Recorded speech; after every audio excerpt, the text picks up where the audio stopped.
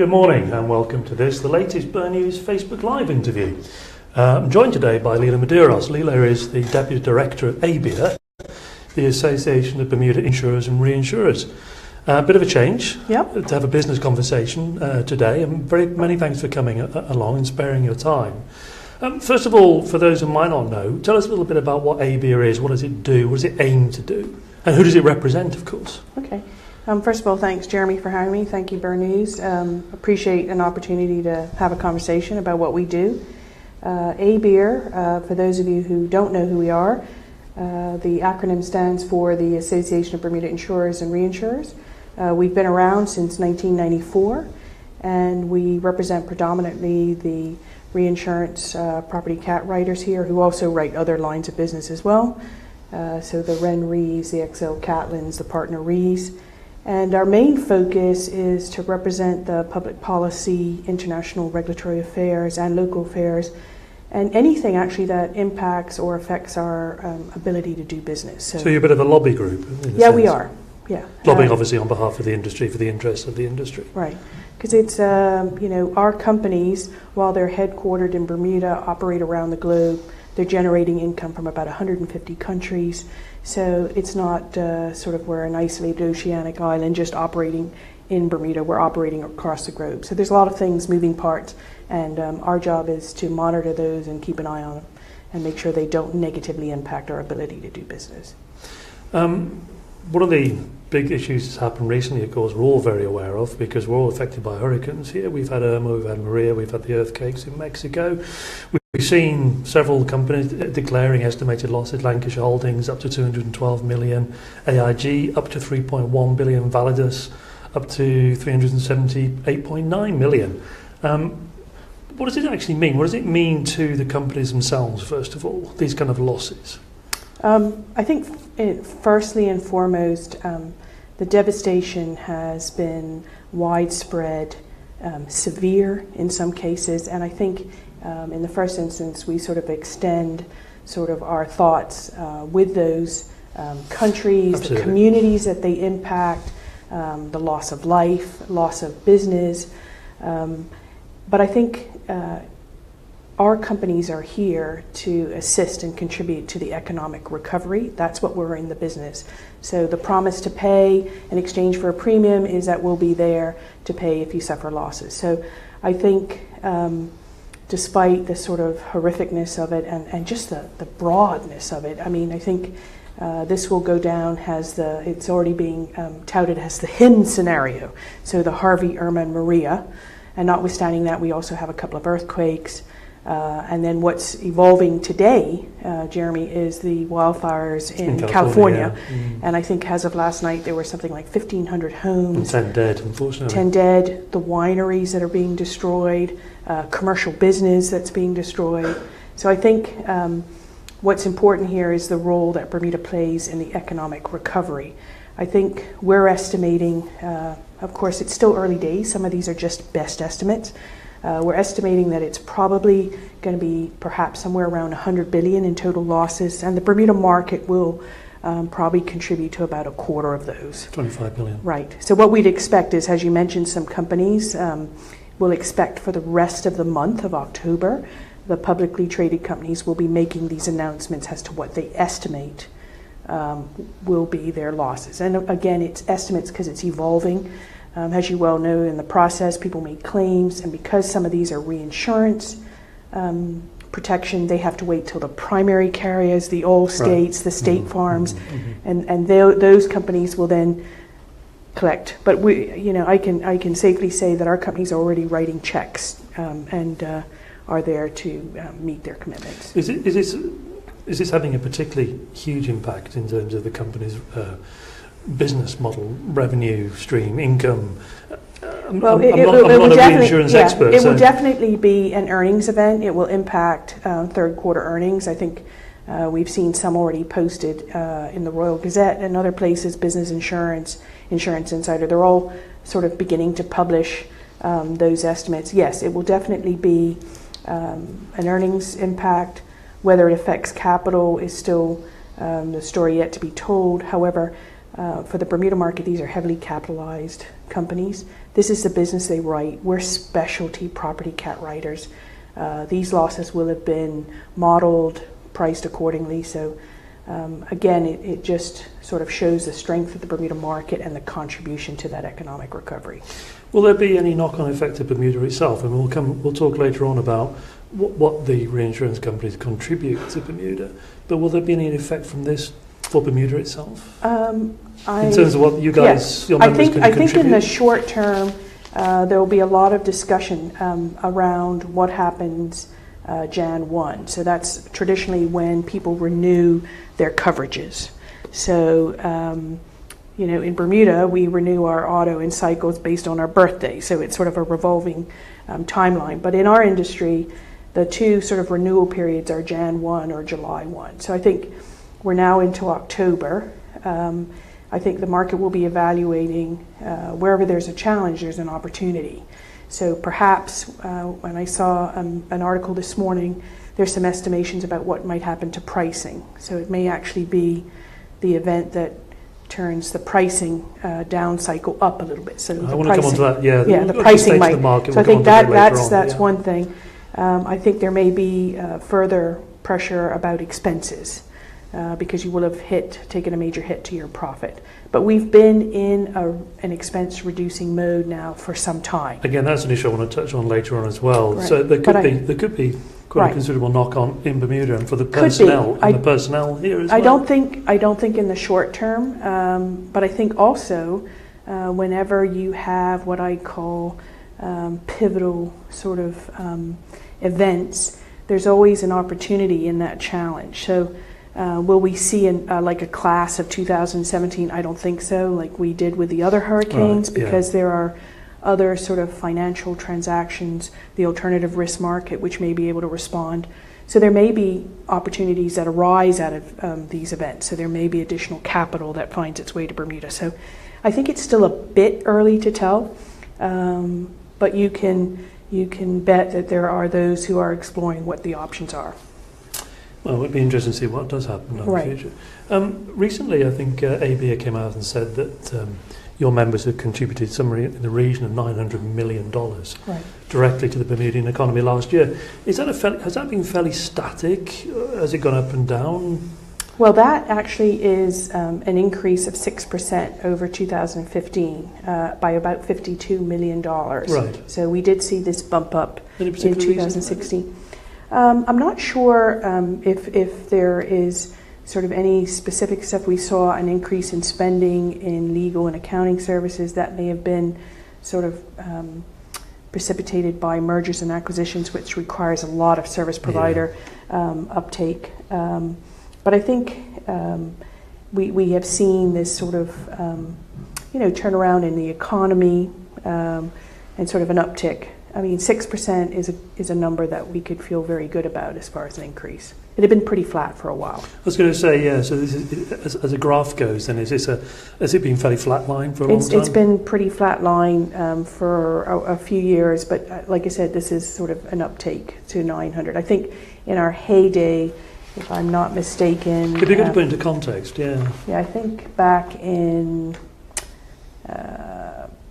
2007, probably 2007, 2008 was where we were sort of recording about $1 billion. So we just saw us sort of climb back. Do you think it will get back to $1 billion? Or you haven't got your crystal ball, I suppose? Well, I think there's a lot of factors, Jeremy, that exist today. Bermuda was founded, and this actually is the 25-year anniversary of Hurricane Andrew. So what we saw post-Hurricane Andrew was this huge influx of capital and sort of the birth of the property cat reinsurance market in Bermuda. We moved away from not just being a captive jurisdiction, but by being a bona fide commercial reinsurance market. And then we sort of enjoyed those sort of upticks in capital and growth following major events, whether it was 9/11, Katrina, Rita, Wilma in 2005, and we used to refer to them as the classes. What we see now is there's still huge sort of investment in capital, but it comes in a different form, which is the alternative risk market, which are by hedge funds, sidecars, cat bonds. And what that means, though, is it's a leaner, meaner instrument. So it doesn't have perhaps the infrastructure demands and expenses that a traditional reinsurance company. So it may be a smaller shop. It may still represent $1 billion in capital, but it's not going to have the 100 employees or the 200 employees or the big office building. So I think it's a sign of that our market has shifted a bit to more of this sort of efficient, what has been described as efficient use of capital.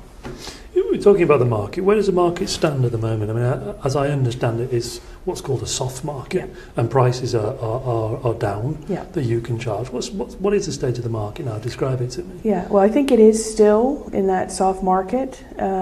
Has it stood going into this year?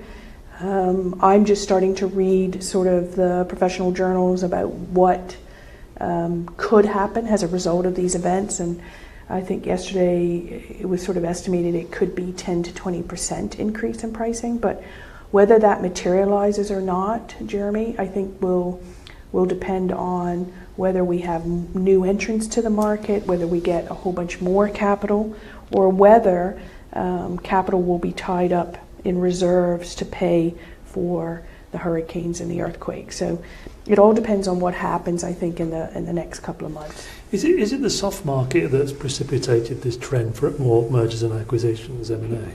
Yeah, it's kind of like the concept that if the pricing keeps falling, then it still costs you the same to produce that, but you have to reduce the cost, the expenses. So it's kind of like, I was trying to explain it to a student the other day, and I said it's kind of like a can of Coke. We could sell that Coca-Cola for $1, but now we can only sell it for, say, 75 cents.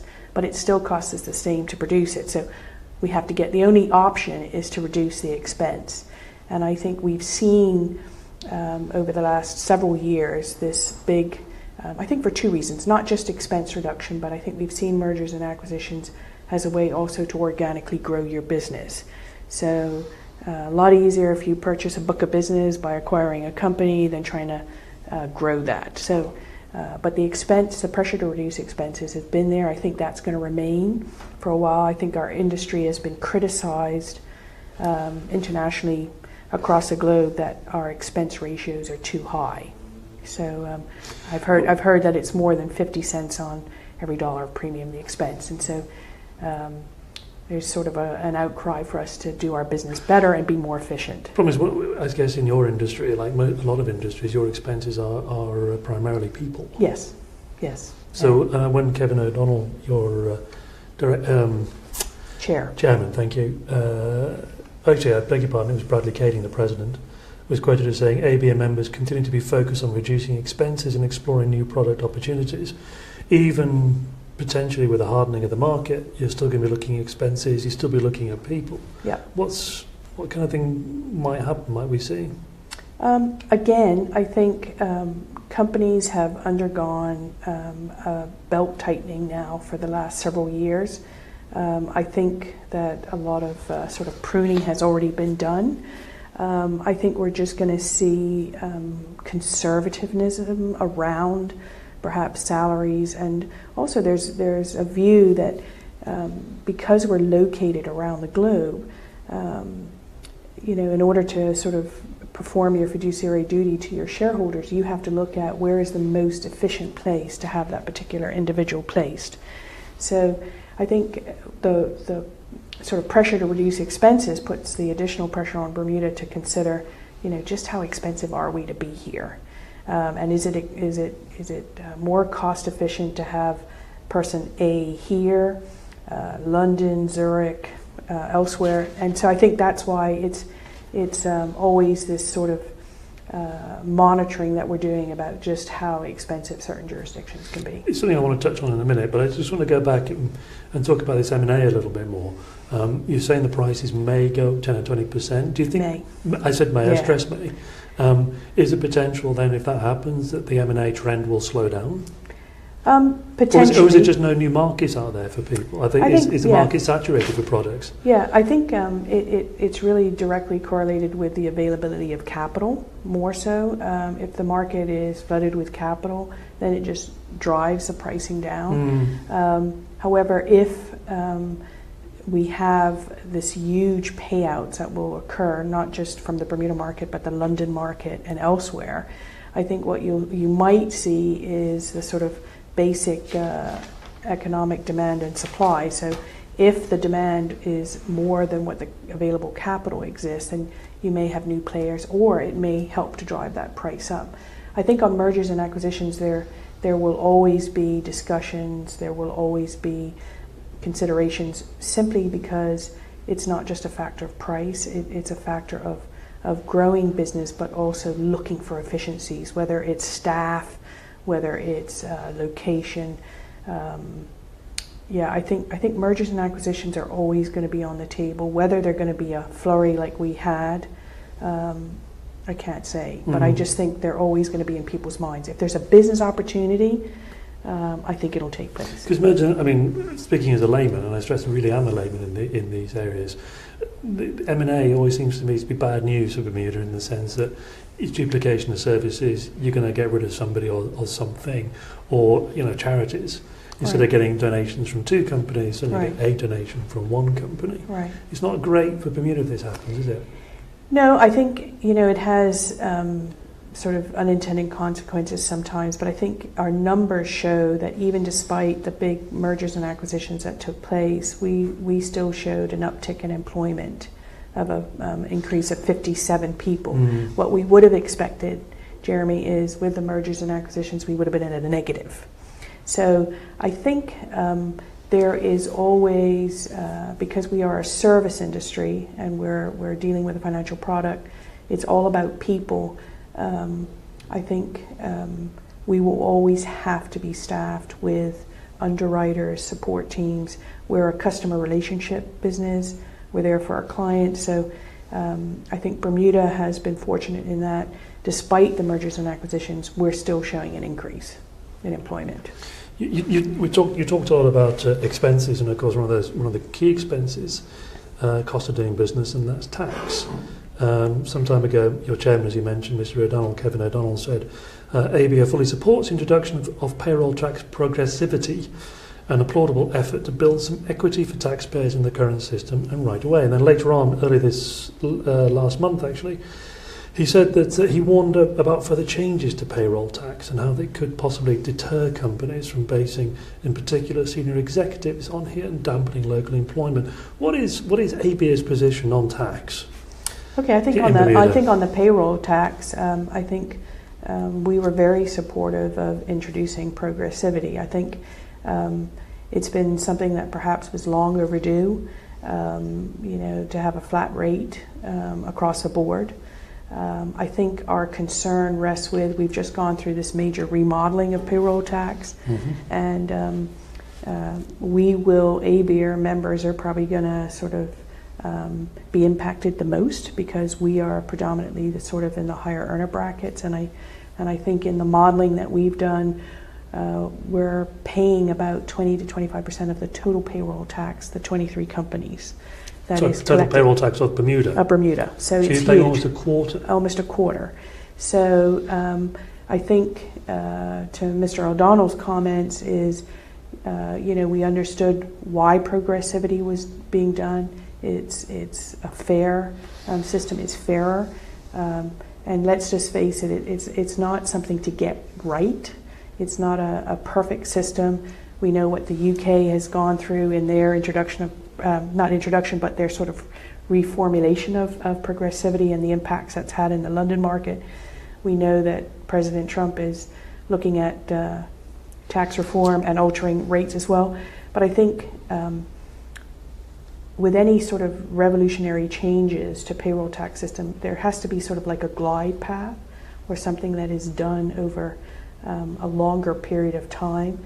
And I think Mr. O'Donnell's comments speak to the fact that so we incurred additional tax expense with the changes, but too much more may be a tipping point. We don't know what that tipping point is, but I think any expense, say for example, if you're looking at a certain percentage and it's just too much to absorb in any one particular year, then it may cause people to sort of think, okay, do we still keep the employee here, or do we have that job position elsewhere? That's a tipping point. that would be a tipping point. So if the I don't know what it is yet. No, clearly, but if it Right. reaches X percent, Right. because of course we have got the new government has promised a tax reform commission. Yes, they've tabled a bill in the House, which was tabled, I believe, week before last. It's available on their public website, and it seeks to embody a commission that's similar to the SAGE Commission, which will look at payroll tax reform. And we think that's a good idea. I mean, I think we have to sort of look at what are options out there. How do you broaden the tax base? Are there other forms of taxes?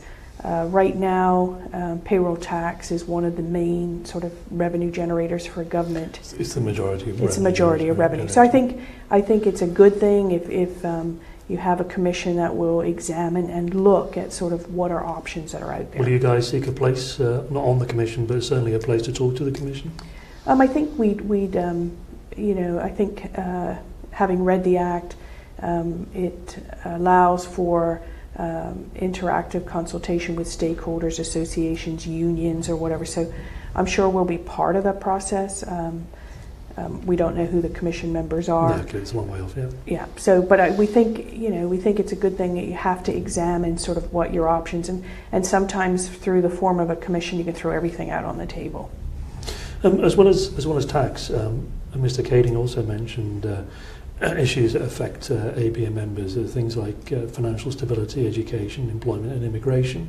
Can you expand on those kind of things? What you see is those issues, how they impact you. Yeah. If you've got a suggestion, what Sure. kind of you think should be done. Sure. I think on the financial stability, issue, it's no secret that Bermuda has been wrestling to get its debt under control, and I think we monitor closely Bermuda's sovereign rating. So, for those of you who don't know, S&P and Fitch, the rating agencies, will place a sovereign rating on Bermuda's financial stability. And I think the concern would be that if something happened to that sovereign rating, such that it would go to a junk bond status or a triple B or something, whatever, then the concern would be has a fiduciary duty to your shareholders. Do you stay in a jurisdiction that has that kind of sovereign rating? It's interesting, you said that when I interviewed the former Finance Minister, Bob Richards, he would say that rating would affect your ratings, your members' ratings, is that right? Well, it doesn't impact the actual company rating per se, but it does tie into the factors that affect that company's rating. So, for example, when a company is doing its presentations to the rating agencies would pose the question about what are the threats by being in Bermuda. So they're going to have to answer that, defend that. And I think the financial stability is key, not just to the ratings, but also to the reputation of Bermuda as a credible jurisdiction. So the debt issue is something that our members would be very concerned about. So can we manage that debt? Can we have a plan to how we're going to reduce that debt? And I think not unlike their sort of operations where they're looking at ways in which they can become more efficient, it's probably sort of government looking at efficiencies. And note that the new government has a minister that's responsible for government reform. So it seems like there at least is some thinking around perhaps how to manage that. So that's the financial stability. You mentioned education, employment, immigration. Yeah, education I think is critical for every society. We're sort of measured by the level and quality of education, and I think over the years it's sort of gone back and forth. I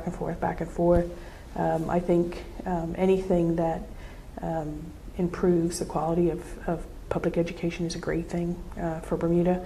I think on the immigration, we're just looking at our ability to facilitate personnel on island, having sort of an environment where business can grow and those opportunities. So I think it's all speaks to Bermuda being open for business, having a credible reputation, and just facilitating not only the creation but the ongoing business. You mentioned the Trump effect, and the possibility of these 20% corporate tax. Obviously, we've seen from experience for the last few months, we don't know what's going to happen next. Right. But is this something you guys are monitoring very closely? Yeah, monitoring very closely. We have been monitoring sort of the U.S. tax front since I've been at ABIR, which is 12 years, and my boss, Brad Kading, who operates out of Washington, he has a finger on the pulse hourly, or sometimes minute by minute. I think, Trump recently announced sort of the themes of what he's looking at. I think the devil will be in the detail.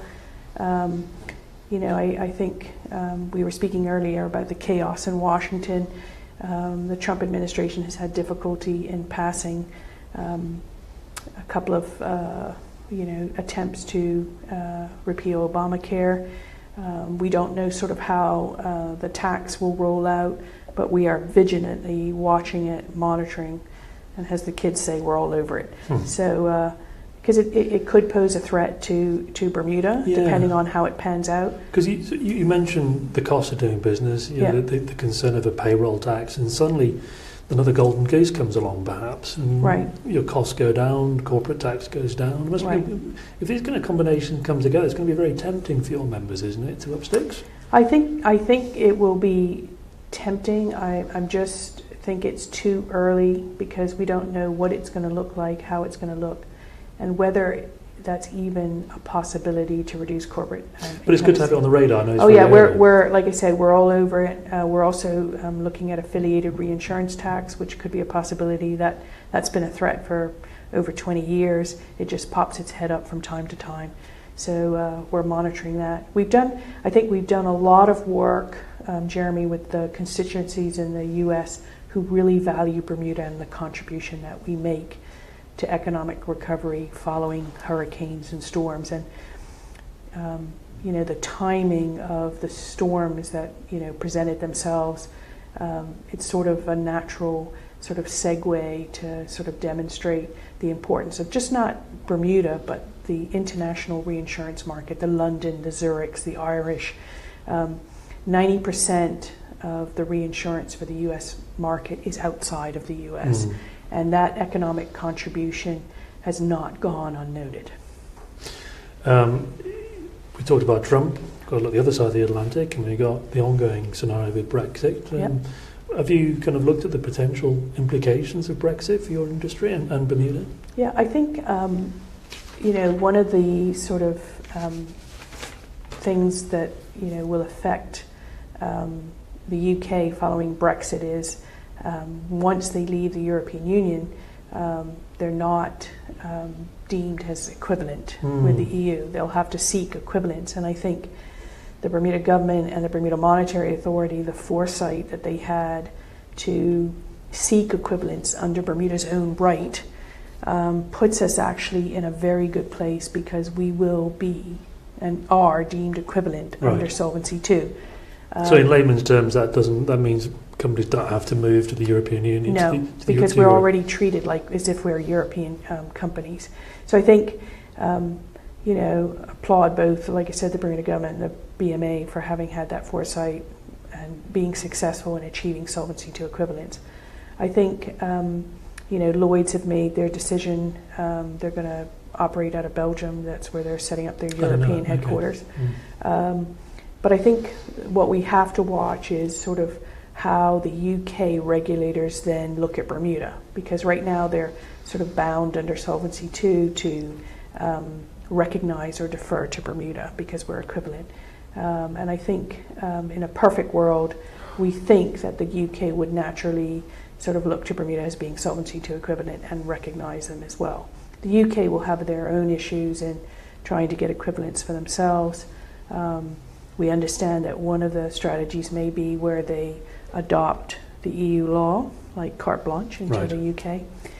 So we'll see how that pans out. But there's an awful lot of things going on there at the moment this year. Yeah, and it's the UK is in a position where they're not allowed to negotiate treaties or any sort of binding until post-Brexit. So I think there's a lot of strategizing about what could happen or sort of the way in which they take the UK forward. But But I think, Jeremy, it's just going to be this evolving story that we're just going to have to monitor quite closely. Is there anything realistically that Bermuda can do to both to sort of counteract the threats on both sides of the Atlantic? Yeah, I think... I mean, it literally is a sandwich, it's the filling in the sandwich at the moment, isn't it, Bermuda, unfortunately? Yeah, I think the Bermuda government is doing a great job in sort of through their London office monitoring the sort of issues that come up from time to time. I think it's important that we're in a state of readiness.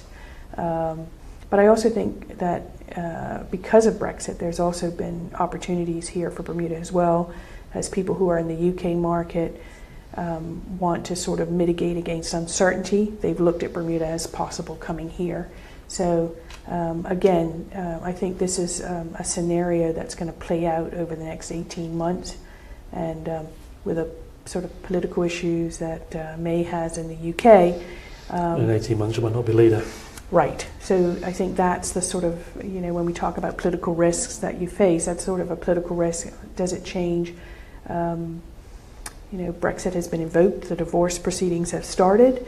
And I just think it's another one of those issues that we will continue to monitor. A bit closer to home, I think it was last year, early this year, I can't remember now. Again, Mr. Kading was quoted as saying, sometimes it's easy for political leaders here on the island to forget the world is watching, but actions here do affect Bermuda's global reputation and can influence its international business and tourism sectors to the detriment of the local economy. And that was in the context of political unrest. Can you expand a bit on maybe what he was trying to say? Yeah, I think sometimes we forget that we're competing on a world stage and we're competing for business.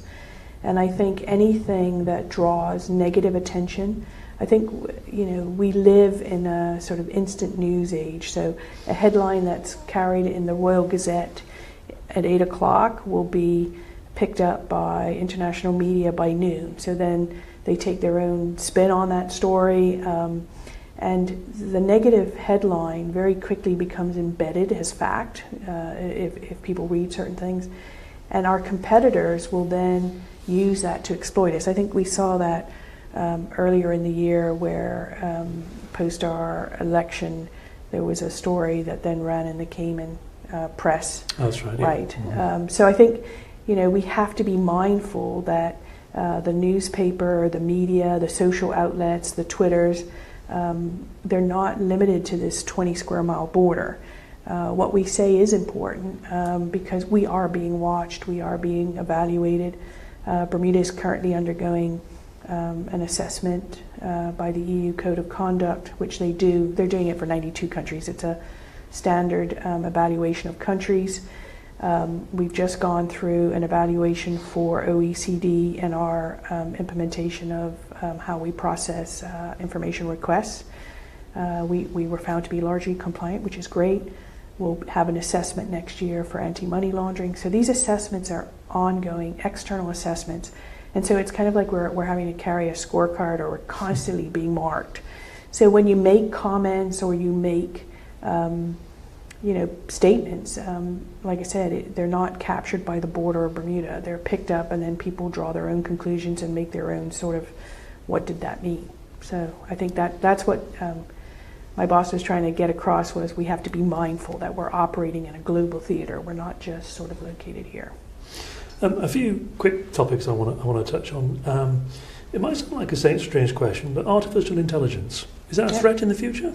The reason I ask that is I read an article some time ago about an insurance company in Japan who had laid off about 30 people and replaced them with a desktop app. Right. I don't think so in our market, the artificial intelligence, although I think that you will see an increased use of technology to bring about efficiencies. We're still doing far too much paper and far too much stuff that could be done and done more efficiently and more cost efficient with technology. We see this already in the primary market. Young people don't buy insurance in the US by calling up an agent. Those days are over. They get an app, they go online, they figure out what's the best price point, that's how they purchase. That sort of hasn't evolved to the reinsurance market or the commercial market as such, because there's a lot of complexity around what you're insuring. But I think it also speaks to the customer relationship. that you have with the person who's selling you the insurance, and that trust and the understanding of what your business is, what the risks are. So I think artificial intelligence is something that will come into play, but I'm just not sure it will have that impact at the level that it has had at the primary.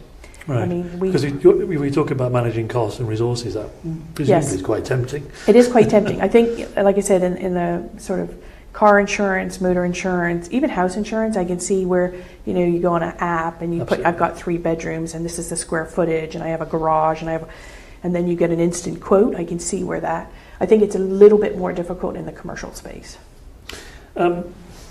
Something called go back to my notes, sorry, the Ogden rate. Yes. I wanted to touch on this. I came across this a couple of months ago, and as I understand it, it's a change to the UK system where and a way of working out the amount of compensation paid out, in particular to accident victims. Yes. And apparently it could be worth hundreds of millions of dollars to your benefit. Tell me a bit about this and what it's about and how it could impact the industry. Well, I think it is an interest rate that is discounted from the award. So, for example, if an award is £10 million or whatever, then the judge could then, using an amount of interest, he deducts that from the award. Because he says, then if you're going to get X, then part of the compensation has to take into account that if you took that £10 million and you put it in the bank or whatever, you'd get a particular type of interest. I think that's the easiest way I can describe it. So earlier in the year, there was this consultation about reducing that rate, which would cut the discount rate. It was from 2.5% to actually a minus 0.75%. So it actually was going to cost us more. So the claimant amount was going to not be reduced as such. What we know now is it looks as if the Lord Chancellor sort of is backtracking a little bit. He's probably had quite a response from the London market on that rate. It's so going to cost you more, Yeah, so I think they're still examining it, but it's about the discounting rate, and it may be pegged at sort of a Bank of England rate or something like that. I don't think the final determination has been made yet, but yeah, it could impact, but we don't know yet sort of the level of impact. Again, there's a lot of stuff up in the air for you guys, isn't there? Yeah. If you could predict the industry in 10 years, if you could look into a crystal ball, where would it be? What state would it be in? Wow. Well, hopefully I'm retired by then, Jeremy, but I think... well, looking from your retirement home somewhere, where will the industry be? I think hopefully it will have evolved to using technology more, like in our conversation. But I think, I always look at insurance as providing protection and peace of mind. So I think we're going to continue to grow. We're going to continue to be there for our clients. I think the risks of our clients might change depending on how we evolve over time, and I think that will change. So, for example, you talked about artificial intelligence, but we didn't talk about cybersecurity. So cybersecurity risk is something that a lot of our members are exploring, looking at. Some of them are writing it already. I think the way in which the world operates, it was funny, about 10 years I would have said we were moving towards a borderless society. It seems as though in response to that, maybe those borders are coming back up. More nationalism, yeah. More nationalism. We saw that with the Brexit vote. We saw that with the Trump vote. So we're seeing a change in sort of a political atmosphere. So I think insurance will always respond to the needs of its clients. So 10 years from now, I don't want to predict what the world looks like, because I would have got it definitely wrong last year, Jeremy. A lot of us did. A lot of us, right? So I think what we sort of pride ourselves in is that stable client relationship that is there to provide risk protection, peace of mind. I just think it will change as our clients change and as the business world. Still be in Bermuda? Yeah, I think it'll still be here. May take a different shape, but I think it will be in Bermuda. If all the sort of building blocks for commercial business are here, I think we'll remain here. Okay, on that note, thank you very much for your time. It's been a pleasure. Thank you.